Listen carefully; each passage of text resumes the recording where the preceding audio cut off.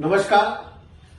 आपण पाहिलं काँग्रेसच्या सोलापूरच्या खासदार प्रणितीताई शिंदेनी जे वक्तव्य महाराष्ट्राचे कर्तव्यदक्ष मुख्यमंत्री गृहमंत्री आदरणीय देवेंद्रजी फडणवीस साहेबांबद्दल केलं, त्या वक्तव्याचा मी जाहीर निषेध व्यक्त करतो.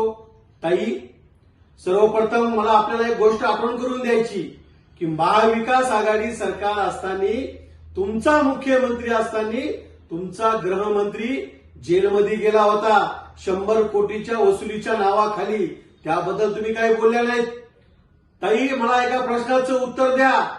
जे लोक भारत देशात राहतात, भारत देशाचं खातात, पाकिस्तानचं गुणगान गातात, काल आपण पाहिलं असेल नागपूरची दंगल, सर्वसामान्य जनतेने जेव्हापासून छावा हा चित्रपट पाहिला, आपल्या सर्वांचं दैवत राजे छत्रपती संभाजी महाराजांचा इतिहास लोकांसमोर आला आणि छत्रपती संभाजी महाराजांना ज्या पद्धतीनं औरंगजेबाने जे हाल करून मारलं, त्याबद्दल लोकांच्या मनात राग आहे. आणि त्या औरंगजेबाच्या घोषणा देणाऱ्या अवलादी आपल्या महाराष्ट्रामध्ये आहेत. त्याबद्दल तुम्ही काही बोलणं झालेत.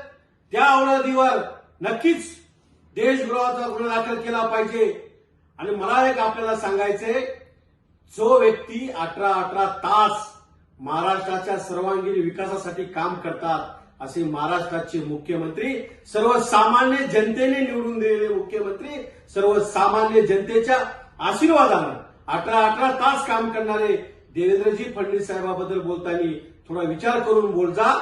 मला आपल्याला एवढंच सांगायचंय, आपले राष्ट्रीय अध्यक्ष राहुलजी गांधी ते नेते लग्न करीनच. एकीकडे सोशल मीडिया वेगळ्या चर्चा आहेत. ताई, आम्हाला वैयक्तिक काय बोलायचं नाही तुमच्याबद्दल, पण बोलताना आपण कोणाबद्दल बोलायलो, काय बोलायलो, याचा विचार करून आपण बोललं पाहिजे. धन्यवाद.